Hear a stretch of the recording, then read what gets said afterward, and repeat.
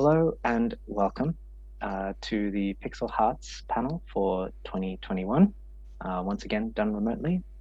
Before we begin, we'd like to acknowledge the traditional custodians of the lands upon which we record remotely from. We would like to pay respects to their elders, past and present, and acknowledge that the land was never ceded, the occupation is ongoing, and no treaty has ever been signed. I am Teja. I am calling in from the Gadigal lands of the Eora Nation, and I invite my panelists to tell us about the lands that they're also calling in from. I am also calling in from and pay respect to the Gadigal people of the Eora Nation. I am calling in from the lands of the Wadawurrung people and pay respects to elders past and future. And my name's Cameron, and I'm calling in from the Bunurong lands, and also pay my respects to the people, the elders past and present. So, thank you so much for joining us, ladies and gentle friends. This Pixel Hearts, we're going to be covering a couple of the topics that our panelists thought were quite interesting to talk about. We're going to be fielding some questions. And then, as is tradition, we will have our After Dark section at the end, for which you'll be given warning. If you see any of our panelists drinking any sort of fermented beverage, that is a sign that things are getting a little bit frisky. Let's introduce ourselves. Yeah, I forgot to do that too. Hello, I'm Mahli-Ann Butt. So of course, I'm doing a PhD. I study games so that I can get people to call me Dr. Butt. My goals in life are to become an associate professor, so I can get people to call me Aspro Butt. As I said before, my name's Cameron. I am a freelance journalist. This very soon to be a streamer with my husband, and a professional Muppet. And I am being joined here today by my assistant Beauregard, who apparently has decided he's going to sit in on this as well. Aren't you, buddy? Hey, my name is Fae. I am a teacher and a game dev. I'm the lead on The Stranger Next Door, which will come out one day. I'm sorry. On top of that, I help with some indie development and tech communities. And yeah, that's about it. I don't have a cool sign-off Moppet thing going on. Nice. Well, my name is Teja, as I said before. Beyond messing up introductions for my panelists, I am also an organizer for Game Workers Unite Australia, and I'm also a producer for Australia's first game development cooperative studio, Inflorescent Games, who will soon be releasing a game very soon. So with that, Mahli-Ann, would you like to talk about the impact of lockdowns on the youth of today? The youth. So as us, the Pixel Hearts, we were thinking around the themes of lockdown, relationships, and gaming, and kind of, I guess, pop and nerd culture and geekery, right? And one of the things that I kind of came across is that at the University of Sydney, the Brain and Mind Centre kind of did like a live Facebook session about a month or so ago. And during that session on the panel, they kind of spoke about their research on the impact of COVID on Australia and mental health impact on, and they kind of found that the main demographic that were most impacted by COVID and their mental health were young people, particularly those in transitional stages of their lives. And one of the things in this panel that they kind of kept talking about, and some of the pieces of advice is about staying connected, was gaming. So gaming was this kind of key example of how people could stay connected with each other, which I thought was pretty interesting, particularly where we've got these shifts, really apparent shifts in media and kind of officials, health officials speaking about games. So in lockdown, right, we've got mental health professionals talking about how great gaming is to stay connected with your friends and so forth. When we were out of lockdown a few months ago, ABC kind of presented this media panic once again about like the concerns of gaming addiction, right? So I think it's kind of interesting to note those kind of shifts between media panics and media, I guess, enthusiasm around. I remember that. I remember that particular sort of article that the ABC sort of released, and quite a few of the developers in Sydney were keen to put their input in, and were just sort of, I guess, put to the side a little bit, like not really showing the sort of positive aspect of gaming. It feels like Again. it's a topic that is so cyclical and will come back time and time again about, gaming addiction and what it's going to do to us, and this kind of witch hunt that exists around gaming, when it's so interesting, as you're saying, Mahli-Ann, about during lockdown how much connection has come from people through gaming. We spoke about it last year in our panel as well. We had someone who was going on dates with their friends through Animal Crossing. It was their connection to their friends when they couldn't see them in person that existed outside of just a video conference call, which doesn't work for everyone. I myself, I actually really struggle with these, and as someone whose work has turned into completely working from home, I'm doing this most days, all day. And so the social aspect of gaming is an opportunity to kind of get into a different space to interact with friends and loved ones without it just kind of sitting awkwardly in silence, waiting to be like, and what's new with you? Funnily enough, not a lot right now. I can also say, just from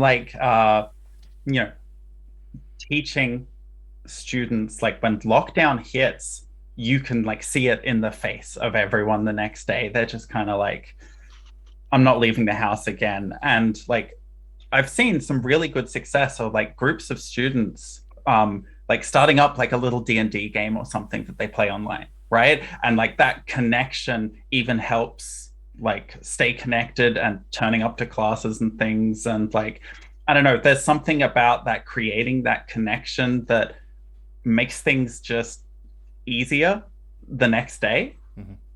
So yeah, the connection through games is really strong, and not even just digital games, but tabletop games, although they are done digitally.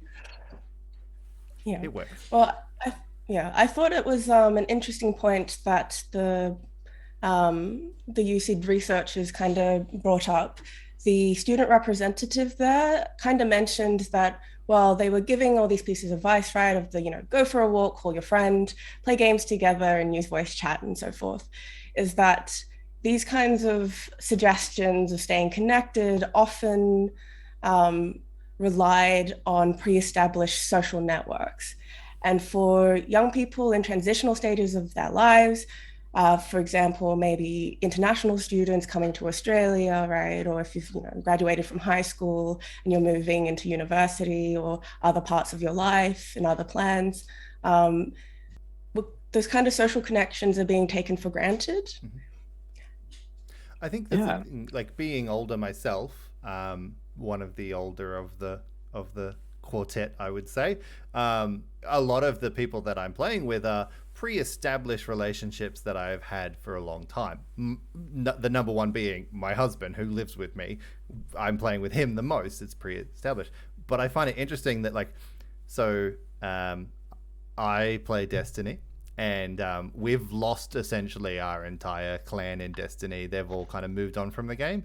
So we, as two 35-year-old men, are having to make the decision to kind of move to a new clan and make new friends in a new clan. And we've been offered a clan to go to, but we've been struggling for 2 weeks to just kind of finally pull the plug, close our clan, move to this new clan, because I'm meeting people through the internet has been such an interesting thing, especially for people in my age bracket, as that was only really starting to be a new thing for us as we kind of entered the digital age. We were at the first beginnings of meeting people on the internet. So it's, you've got those people who haven't really been living through that age of doing that, who would struggle to make new friends digitally. And you've got these kids who they don't know anyone outside of this small little, bubble they exist within. How do they find new people to play with in an industry that can sometimes not be the most welcoming to new voices? Yeah, and like some of the research that I personally do, right, are about like barriers to entry, and where I know a lot of us will probably feel, and I've had a lot of people where I've interviewed talk about, I don't want to deal with strangers online. I don't want to deal with all of that, and so I don't use my headsets. I never use chat. Because it's just the risk of potentially having to deal with unwanted attention, particularly around maybe things like gender, etc. Right? And so, I mean, you've used the example of Destiny, and I think Destiny is a really interesting example because of the way it's designed for cooperative play, where you don't have to really use your headphones to still play socially, because the way that like strikes are working, where you have to work together to complete them in a particular way, right? Faye, I think we've had a discussion previously before where you've kind of also mentioned that in that kind of example, that it still doesn't really give the same kind of connections that we're talking about, right? You're still not using your headphones. Yeah, you still have that trouble finding that community a lot of the time.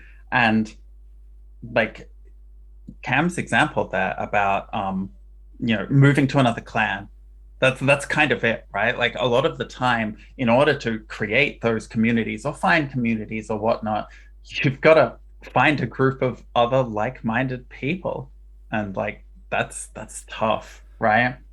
It's really difficult. As someone who, so obviously I've mentioned my husband, I'm gay. That can be a contentious thing on the internet. So I will often play with just my husband because and our very close-knit friends, because I can feel safe.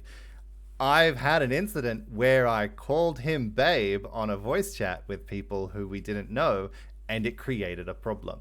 And so as such, it can be really daunting to kind of express that kind of love that I have for him digitally in that space if I'm not feeling safe in a community. And I can understand that would happen for people on multiple things. I'm a man. I can't begin to understand what it's like for a woman in a digital space who is going to speak on voice chat and immediately get bombarded in a certain way. We can't pretend that does not happen. So it's that thing of it's these games exist to create these connections for us, but it can be, because of the industry, quite scary to initiate those connections based on learned history.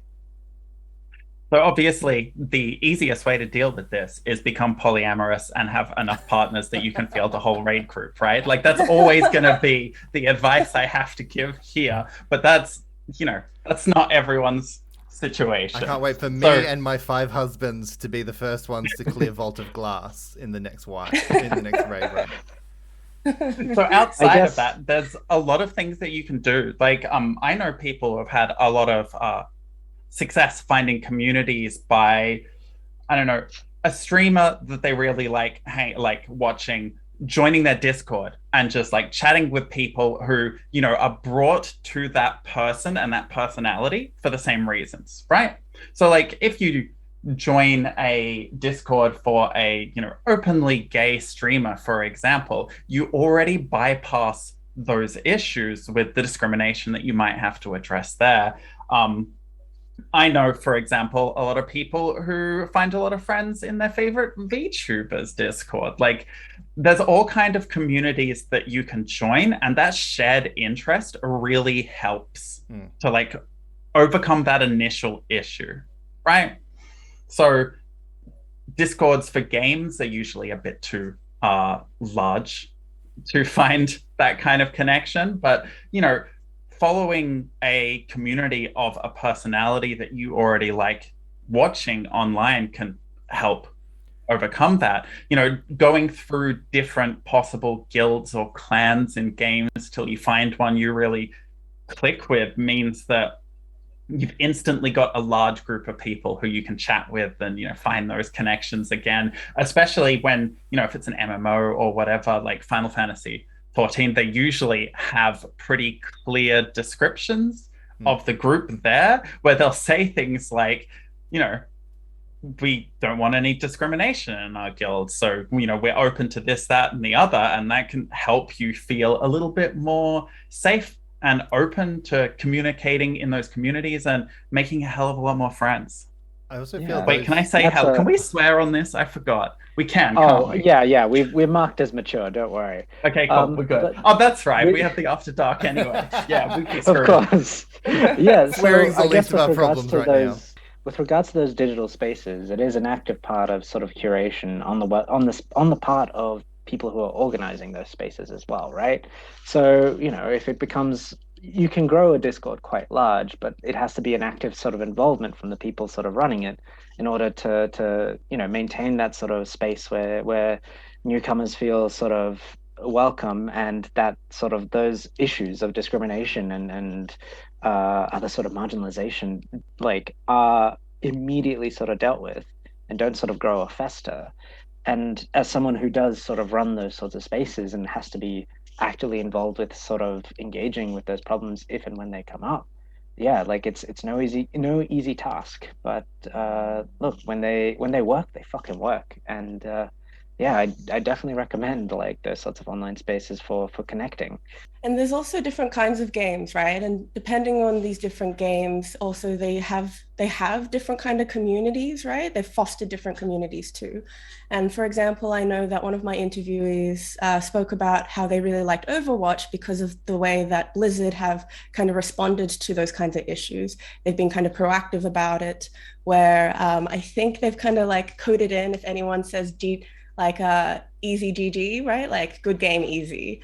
That it kind of like automatically just translates into things like, I'm tired, it's past my bedtime, sorry, I'm being a dick. My mum said I have to go have dinner now. It does that kind of thing of like, if you're going to infantilize your language to others in this kind of demeaning way, we'll infantilize you ourselves. I guess with that particular sort of topic, is there anything else we'd like to add off with a sign off before we jump into our question? Finding Sounds people like online's Oh. difficult. That's all I want to say is like, especially for very introverted people, joining a large server and even just typing the words hello can be terrifying.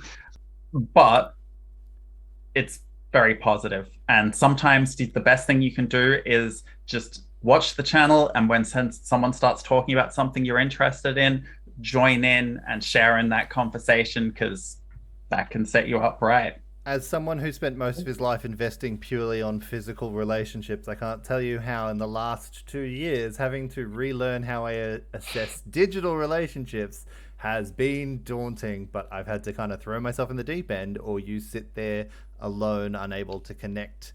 And so making new friends is always going to be scary, even when you're almost 40. So there's nothing wrong with being a bit nervous about it, but throwing yourself in there and meeting people right now, it needs to be in a digital space. That's the only option we really have. And just it's trial and error, and it's gonna be tough, but see how you go. All right. Well, with that particular sort of sign off, a very nice and sweet sort of ending to that particular topic, let's jump into our questions. Yeah, let's troubleshoot some relationships. Absolutely. This is the troubleshooting section of the panel. Our first question. I live in a small apartment with my boyfriend, and I'm very much an introvert, and he is an extrovert who's obviously been struggling in lockdown. How can I manage my own recharge time when we're living basically on top of each other? So, Cam, I think you were interested in speaking to this one. Yeah, so this speaks to a topic that I was also going to touch on today as well, which is why I am kind of jumping in here, and that is this idea of, so as oh my god, I'm just going to keep having to be like, as I've already said, my husband. I'm sorry. I get told I do it so much, but Never apologize for your husband. My personality is video games, you're very mustache, happy with. and a husband. That's my personality. That's all I got. And so I married a massive introvert. Most people would call me an extrovert.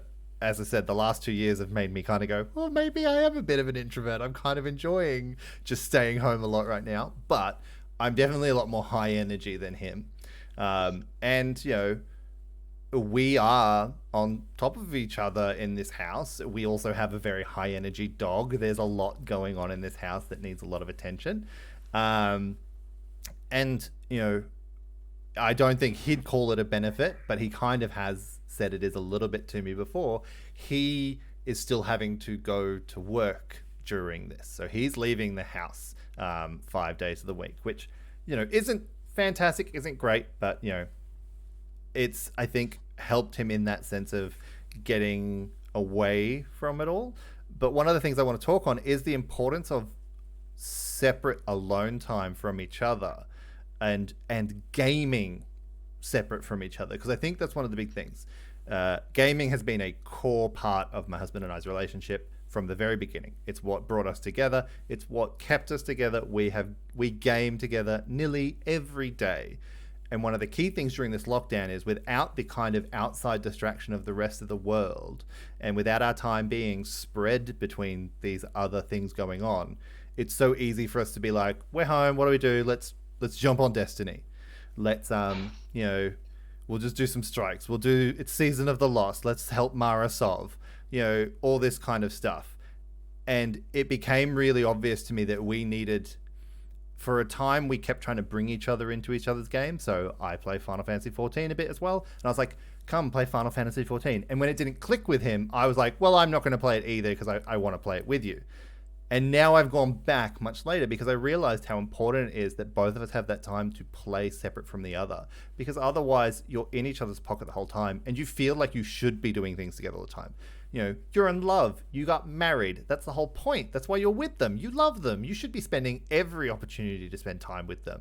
I should be, this is a gift, being locked down together. He's had weeks where he's been able to take a week off together. And so we've had a whole week where we can just be in the house together. There's nothing else to distract us. How lovely for our relationship? No. Because it's important that we exist as separate people as well as being a couple. And to do that, I didn't marry my copy. He's going to like things that I don't, and I'm going to like things that he doesn't. And that's okay. And by taking that time to, tell him, do you know what? Go and play Minecraft for an entire day. Build something amazing. Show me at the end of the day. I'm going to go and do my Judy roulettes all day and find glamours for my dancer in Final Fantasy. Oh, that's the most important part. Most important part. And we can exist separately so that when we do see each other, there is that time apart where it's like, oh, we haven't been on top of each other all day. We've existed separately, so I don't already know everything that you've been doing all day.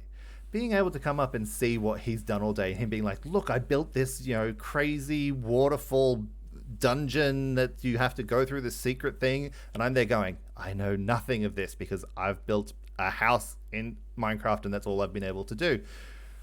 But sitting there and watching him go through it, it's like, this is something new and fresh being brought into the relationship that if we had just been playing together all day, I was there already. I know that there's no distance from each other.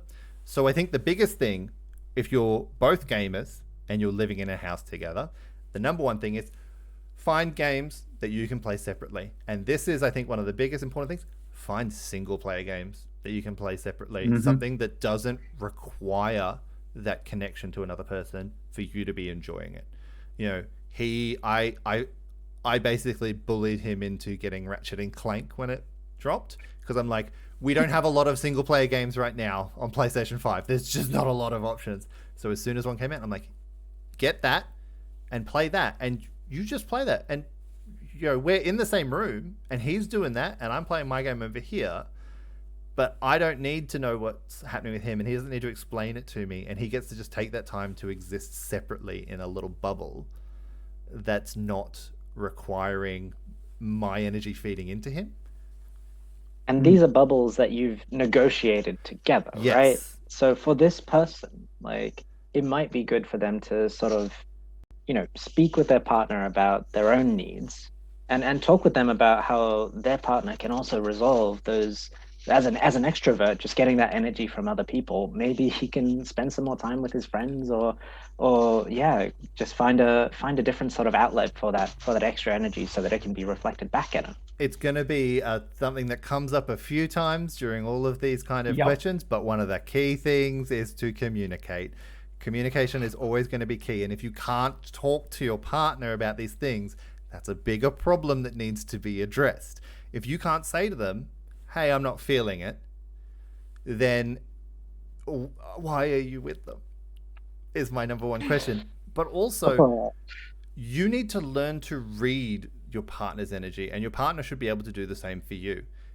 I can tell a day when my husband is done with my bullshit. Yeah, as I said, he's married the human version of a Muppet. It is 150% at all times. It doesn't slow down. And I can tell when that's too much. And I go, do you know what? Why don't you go upstairs? I'm just going to watch a movie down here. You go into the bedroom and, play on the Switch or watch TikToks for an hour. And I'm not going to suddenly appear and be like, what are you doing? Why aren't you spending all of your time with me? Why aren't we together right this second? And it's a matter of, being able to read each other's energy. And this is the big thing with marrying an introvert is I know full well, sometimes I just go, do you know what? We're not going to do anything.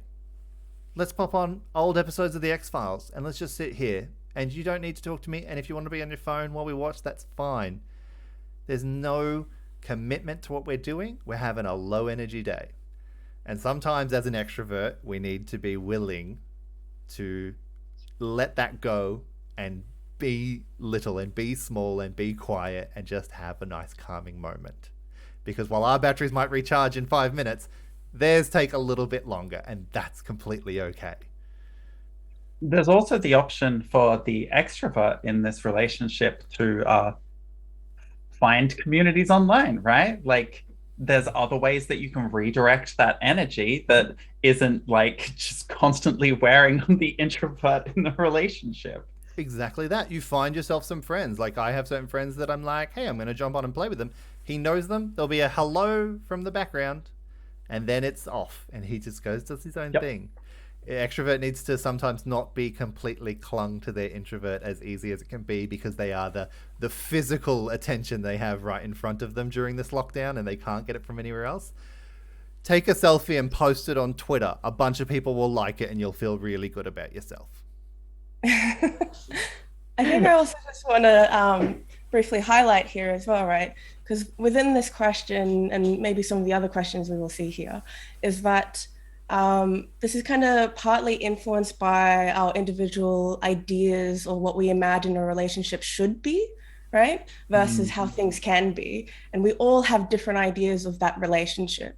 And so having maybe, I guess, a frank, open conversation about your needs as an individual, but also understanding the needs of the relationship, right, as a different entity could be really helpful.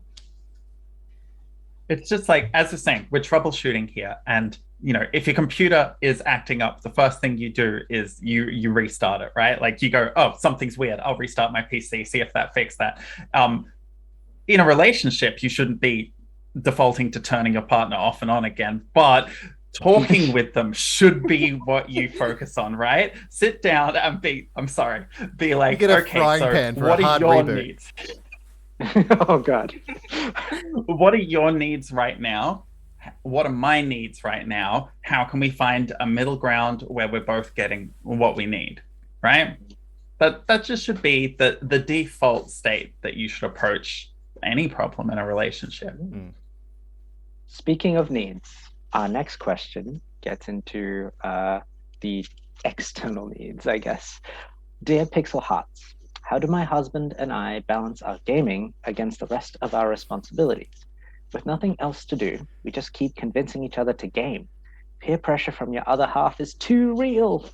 This is even harder since there is nothing else to do each day. Help us, Pixel Hearts. We can't stop raiding. So, Mahli-Ann, did you want to jump in on this? I will jump in on this, but I will also note that I'm speaking from a point of a couple of years ago, I was diagnosed with ADHD. And since then, I've kind of had a better understanding of the necessity to put a routine in my life, a bit of structure so that I don't know, don't get carried away with just the one thing, right? Just get into gaming and kind of forget about the other parts of my life.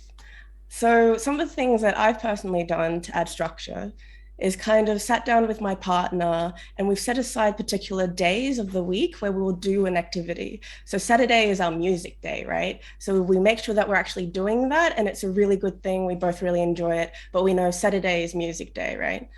Sunday is my gaming day. It's my recharge day, where it's just the understanding of the Mahli-Ann is probably just going to have her alone video game session for whatever she wants to play, right? So kind of doing those things and structuring your week in that way is really helpful. Maybe even having just like a weekly planner, right? Or a monthly planner where you also talking about how you are designating your chores, if that's kind of an issue, right? So that's a really simple one. And just, you can have a sit down chat being even like, all right, who's going to take out the rubbish? Who's going to do the dishes? Is one person going to cook? Is the other person going to clean? How does that look like? And so everyone kind of already knows their responsibilities, and that's already spoken for rather than an assumed thing, right? Where you have to continuously negotiate what that is. Of course, it can be flexible, if things happen. So music day might not be able to happen, but I think a bit of that structure can really help. Yeah. And it's something that like you both sort of came together and said like, look, these things need to happen. These things need to get done. I'm not going to bother you while the chores are happening, or I might help while the chores are happening. But you're not sort of feeding into each other to just like, come play with me while you need to be working, or the other way around. Yeah, I also find that doing chores together at the same time is really helpful, particularly for me. Mm-hmm. So maybe if we have to do the shopping, and we're doing online shopping right now, right? So someone's got the online shopping order up and the other person goes and actually looks in the pantry and so forth for the things we actually need. So you're kind of like combining your powers. Yeah, big mood on that one. I think as well, something that I've found, so like Mahli-Ann, just last year I was also diagnosed with ADHD at the ripe old age of 30. Wait, how old am I? Somewhere in the mid 30s. My age is it's going to change the entire panel apparently. And as someone who's very fresh to it, this is a lot of stuff that has been very hard to learn during lockdown, and something that I think I've noticed a lot of my friends when I speak to them about stuff now, they're like, oh, I'm also struggling, and they're like, I don't have ADHD, but it's so hard to just get up each day and do something. And it's only compounded by having someone being like, oh, should we just play a bit of Overwatch? Just a couple of rounds? That's very difficult to say no. Like, that sounds lovely. I'd love to do that. Probably not Overwatch these days for me. But a thing that I found really helpful, especially in a digital age, is there are a whole bunch of apps out there. I use this one here, where you can properly put through what you need to get done during the day, and then you can tick them off. So I have one that's for daily, weekly, and I've picked the days that needs to happen, and I can be like, yep, I did that. And it's just very helpful to kind of give me that prompt. And the whole thing around it is it's supposed to be about like building, what's the word I'm looking for? Structure, but things that you kind of do. Routine, things that you start to do secondhand without having to think about it. So it really helps to have that in a digital age on your phone, which is always with you, and just put it there and be able to like, yes, I've done that. Yes, I've done that. And there are versions where you can tick off a couple for the day. Or I think an important thing is also don't just, when you're doing these kind of things, don't factor in just like the tasks that you need to do, doing the shopping, doing the chores. Factor in spending time together. Actually, I know it sounds silly in the digital age and it sounds very unpersonal and very, cold, but I think it's really important to factor in time to spend with each other as well. And when people are struggling right now with, time being very imaginary during lockdown, it's very easy to get lost in time right now without those kind of anchor points for you. So actually scheduling time for personal connection is really important. Apps are really helpful as well, because when you tick off the things, you feel good about, haha, look, I get to hit a button. Yeah, I've gamified me getting the chores done. Like, I get a high score. I'm currently on my high score for walking my dog every day. And that routine really starts to build up, and it gets easier and easier to follow. Like, I got a puppy 4 months ago, and I didn't even have to teach him to yell in the morning till I walk him. But it's been very helpful for me to actually get up and walk the dog every morning, because I know that if not, I have to sit there while he screams at me nonstop until it gets done, which is really handy. I didn't even have to download an app. Yeah. Just screams and screams and screams. But like that morning routine like helps a lot. It kind of sets for the rest of the day that stuff needs to get done sometimes. But this is the thing. The question says with nothing else to do each day, and we've lost a lot of those anchor points that we would use in our social life that would keep us kind of doing things. Without that, we have to create our own way to navigate time. I can't just be like, when I get home from work, because I'm always home from work now. It's always home. So you have to find other ways to create those moments to bring you structure throughout the day. Yeah, and I also really like that, you know, it's not just about like a mundane routine to get things done, but also doing a bit of that planning. You can look forward to things, right? Being like, Friday night, let's do something really fun to treat ourselves, right? Like maybe we'll order in from a fancy place, I don't know, right? Or we'll make a meal that we really like together, etc., you know? Yeah. Absolutely. And making an occasion out of it, or giving some landmarks by which you can measure the way that time is passing. Do a thing that lets you put on nice clothes. I can't stress this enough. Like, you don't have to get dressed up, but let's be honest, we're all wearing tracksuit pants right now. And so find a reason to put on a pair of jeans maybe, or even a nice pair of chinos. Like, it can just be, we're going to order in and we're going to watch a movie, and you let that time kind of also then take you out of gaming and give you more together time away from gaming. Because as a group of gamers here, we can all attest to how easy it is to game almost every night and never sleep when time isn't real during lockdown. It's so unless easy. you have a dog that screams in the morning. That's it. That's the trick. See, mine's been trained to just fall asleep next to me when I game. He's a traitor. Dog.exe has failed you. I'm sorry. All right. So with that, let's jump to our next question from a couple that is gaming a bit too much to one that maybe is a bit more ambivalent with their relationship with gaming. Hi, Pixel Hearts. My boyfriend doesn't game, and being locked down together, he has been getting frustrated with how much time I spend gaming instead of spending time going for runs or watching TV shows. Should I be sacrificing the things that keep me sane, doing all this to make him happy? Am I a bad person? And that comes to us from Lockdown Joystick Jockey. So, Callie, did you want to field this one first? One of the things from having a polyamorous relationship is that you don't have one-on-one time with everyone constantly, because there's other people to, see and hang out with and whatnot. And from that comes this kind of sense of not all of your time is directed to a partner, and it kind of shouldn't be. Like, this comes from the themes previously mentioned about having that alone time, right? In the relationship that I'm in here, I have one partner who absolutely loves just watching Netflix with me, right? Like, if that was free time, we'd just sit there and we'd watch Netflix, and then we play Valheim, right? And then maybe we'd jump on, I don't know, Hunt Showdown, and like there'd be a very kind of intimate hanging out together all the time. And for introverted people, a lot of the time, that's just not viable. So first of all, no, you're not a bad person. That your needs here are some time by yourself.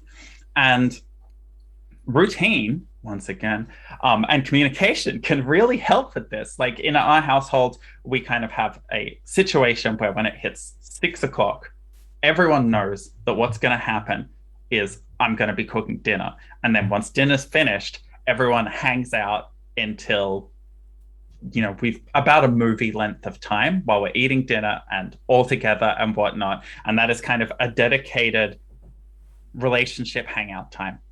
Right? But during the day, we all kind of need our own space. So how we've managed that for the kind of present time is if someone, like if an extrovert in the relationship really wants to hang out, then what they'll do is a day or two before, they'll be like, hey, I'd really like to sit down and, I don't know, watch every single episode of Centaur World with you. That's what I want to do one day. Is that a thing we can do? And I'll be like, yeah, I can manage that. Let's do that on Thursday. And it kind of sets that expectation, and they still get that time, but you still get your own time in that. And that's way too important for mental health for you to give up because the other person in the relationship also needs something different. So talk to them, figure out what will make them happy, what really helps them to feel connected to you, and talk to them about what you need and find that ground where you're both happy. And it's just also important. It's just also a question of like, all right, well, I need to prioritize some time to keep me sane, and explaining like, this is why I need to prioritize this time doing this, whether it's gaming or yoga or running or whatever. Just explaining like, this is the significance of why I need to do this, because this is really important to me in whatever capacity, or meeting whatever need it is that I need to have met. And it's a negotiation of needs, right? Exactly. Once again. I think it's also important to look at this from the boyfriend who isn't a gamer. You know, it's a thing of, I understand that gaming can be something that is very important to us and that we need it, you know, to get through things. It's a very big coping mechanism, and right now things are very hard, but it's important to then also look at the perspective that it sounds like the things that he's doing are what he's using to get through a very difficult position. So I think it is, it's not just a matter of it's all games or no games, but I do think you need to be willing to bend a little bit and to look at how, I know it's very easy to look at you know, sport and exercise and not understand it if that's not the world that you're interested in. But if this is his coping mechanism and he wants to do it with you, it's him inviting you to help him with his own kind of mental state during all of this. If gaming isn't something that he can use to navigate the world we're currently, you know, traveling through, then that's probably what these runs and this TV is for. And he wants to do it with you because he loves you.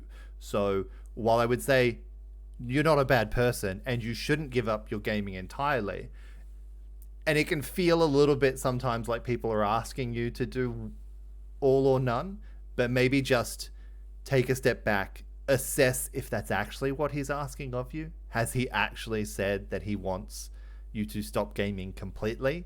Or would he just maybe like 1, maybe 2 days a week that you do a thing with him so he feels that connection with you? So yeah, Tuesday you go for a run together. Absolutely. Although I wouldn't. Have you seen how much disease is outside? I'm not leaving the house even for a run. This is the thing, like once a week, Rowan and I, even though we're both gamers, we make sure that on like a Saturday or a Sunday, we go, so this is the joys of living down the peninsula. We're right near a bunch of like bushwalks. We take the dog and we go for a hike, and that's our time kind of out of the house together in that space. So for him, that's probably how he's coping. And just consider the effect that it's having on him, that you're kind of saying no at the front door, if that makes sense. Well, I think it is something to be a discussion, right? Because is he asking this because he wants to spend time together with you?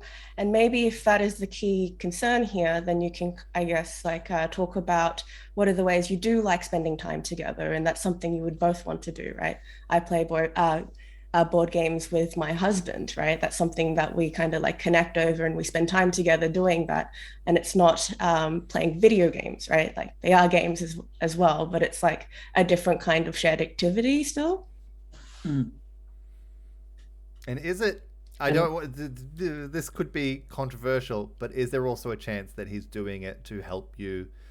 Sometimes, as we've said in this, it's very easy to get into the rut of gaming right now and having trouble to pull yourself out.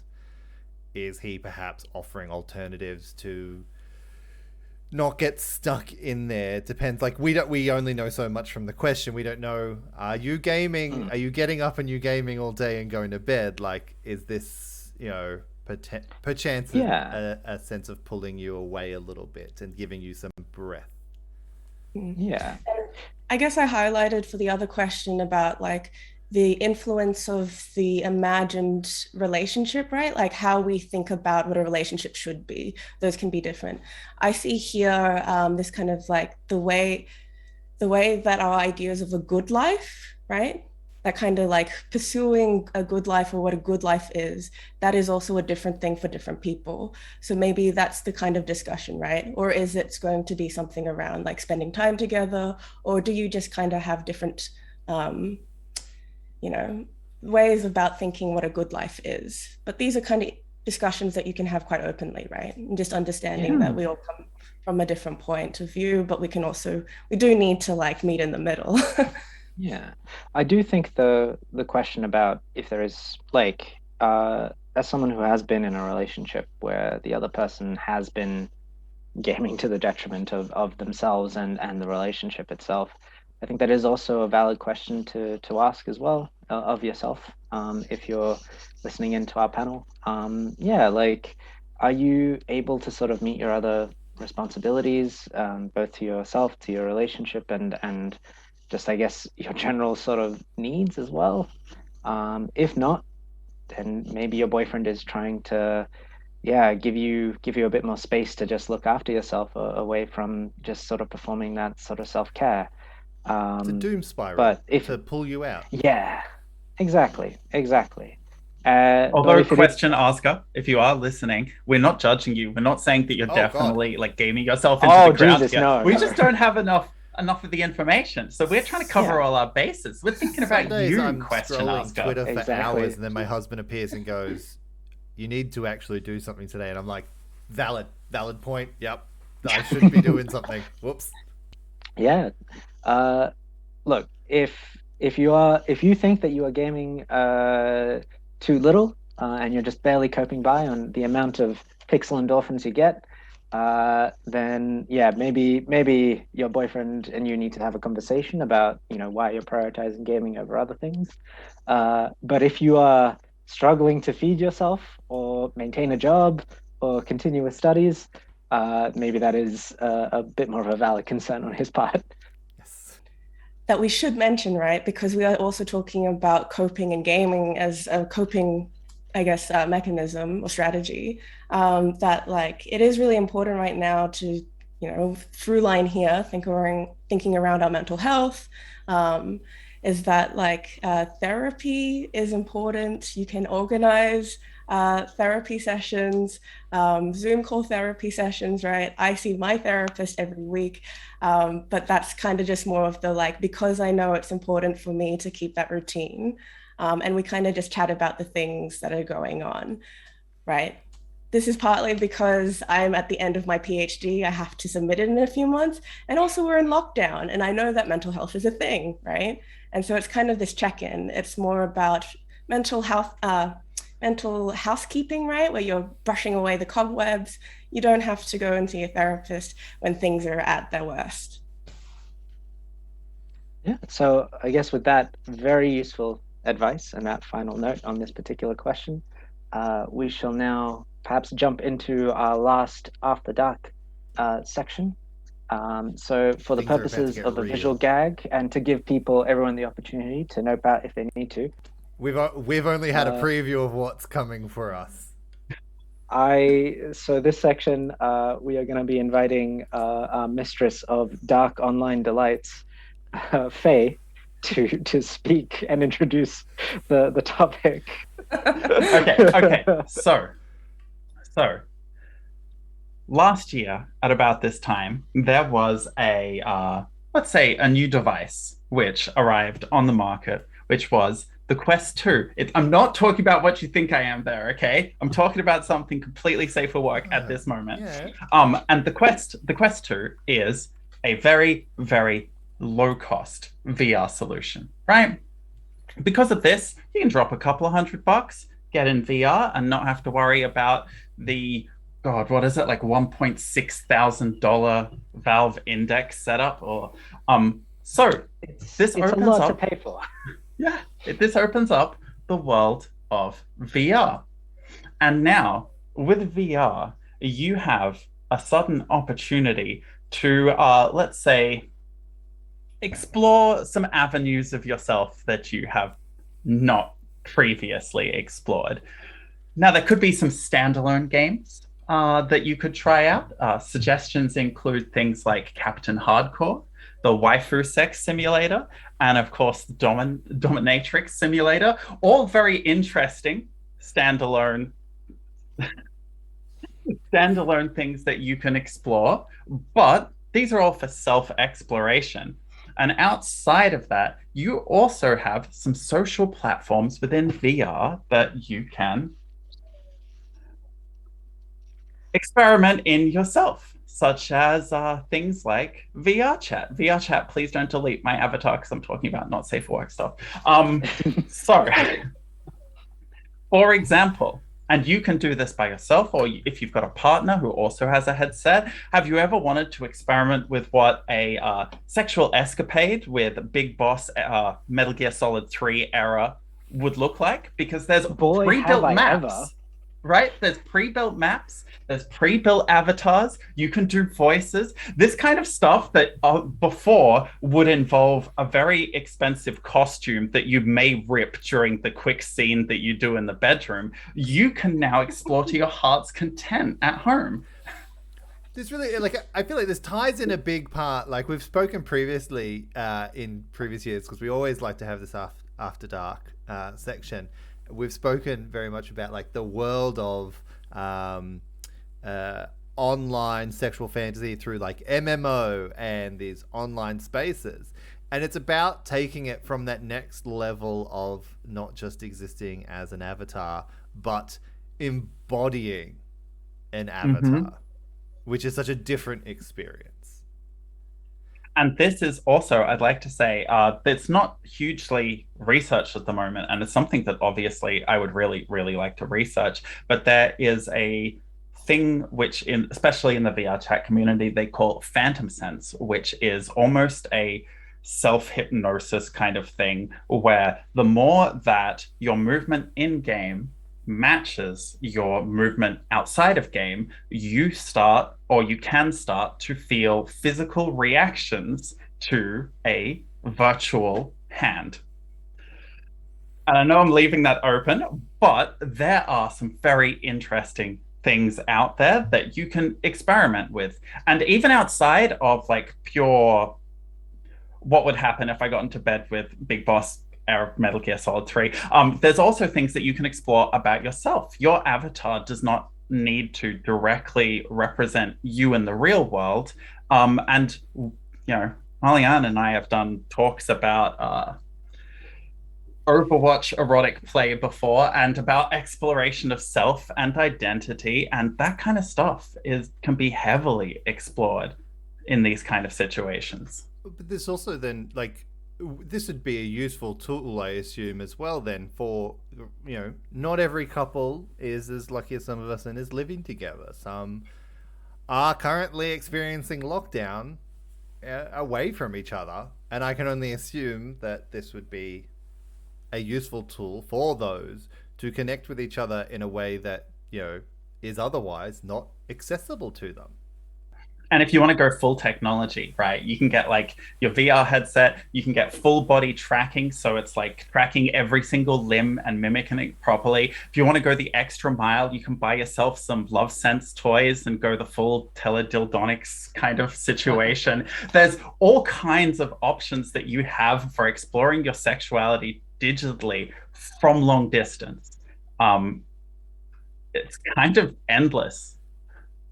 And I think that just leads to people needing to kind of go down that rabbit hole without shame. It's been so easy to look at like these kind of things to do with sex and the internet and the digital age, and there's so much unnecessary secondhand embarrassment put on it by what society thinks. And honestly, we're reaching a point where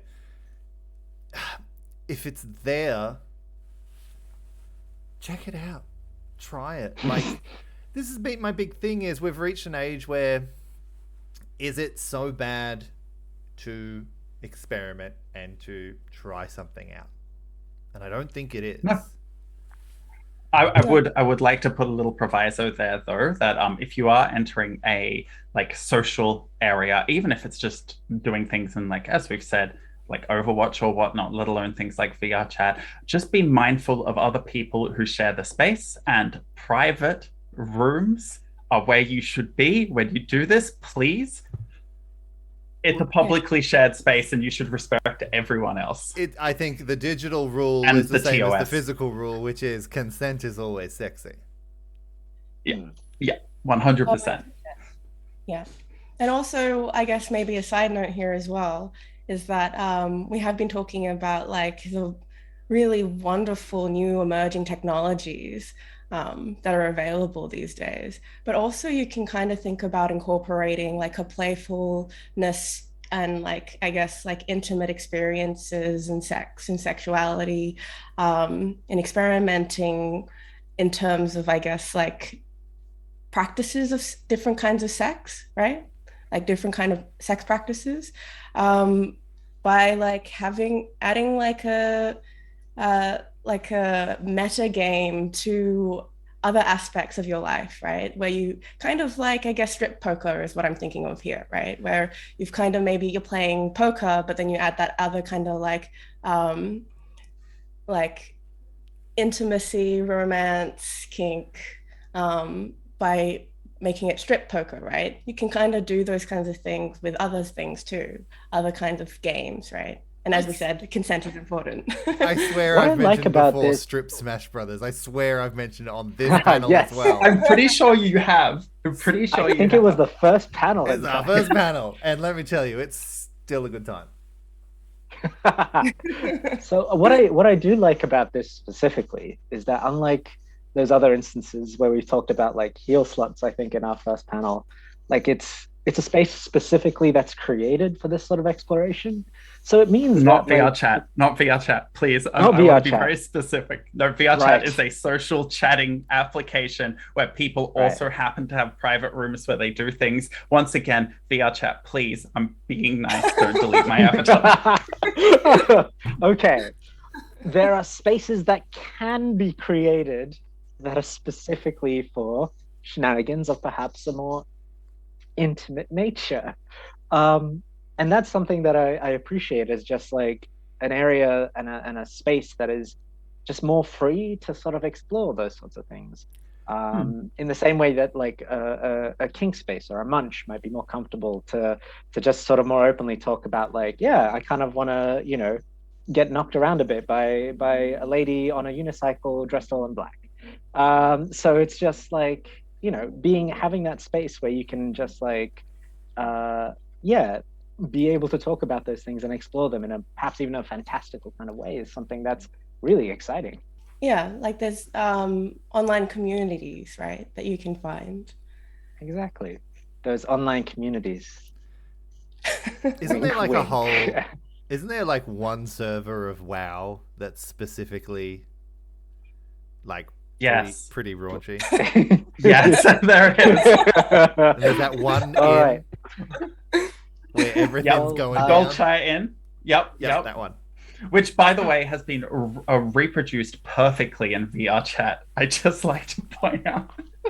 All right. Well, with that particular note, so, you know, there is that inn that's available in VR chat.